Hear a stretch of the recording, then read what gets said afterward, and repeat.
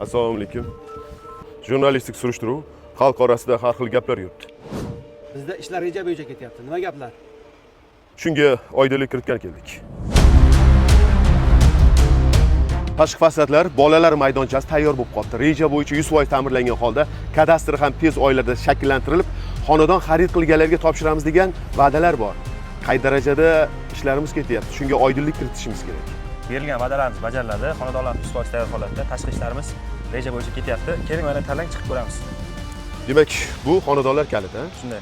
Xohlagan 3 tasini tanlayman va shaffof bo'lish uchun birgalikda ko'ramiz.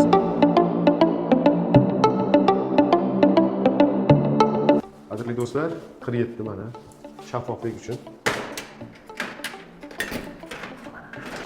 Bismillah.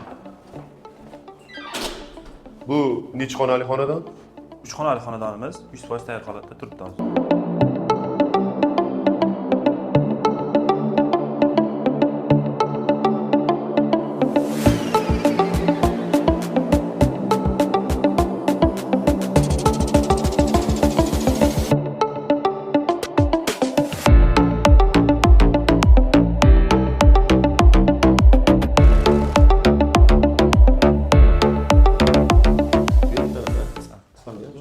Spalning ichida Spalning o'zini sanuzeli. sanuzeli bor.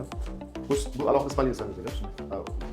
Oyoqqa esa degan mehmonlar boshqa. Bularni. Bu boshqa dom. Nechinchi dommi? 4-dom. 47-xonadon, 2 xonali kvartiramiz. Bu 2 xonali xonadonimiz.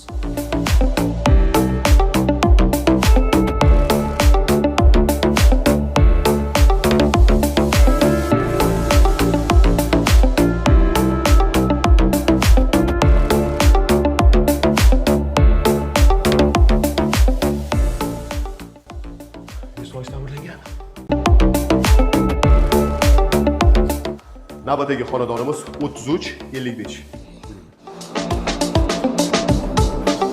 Bismillah. Qadrli do'stlar, navbatdagi xonadonimizga keldik. Demak, Sanjar, bu qanaqa xonadon? Bu yildizli xonadonimiz. Demak, yildizli xonadon.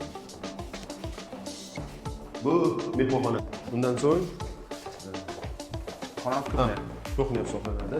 Kuxnyada balkonga chiqsa ham bo'ladi. Bu G'alla qism. oh, birdan quyosh nuri ham tushib turar ekan. Qadrli do'stlar, aytgandek, navbatdagi xonadon qaysi bo'lishini xohlaysiz? Kommentariyada o'z fikringizni qoldiring. Darhaqiqat, podpiska tugmasini bosishni unutmang. Land House uylarini obzor qilishda davom eting.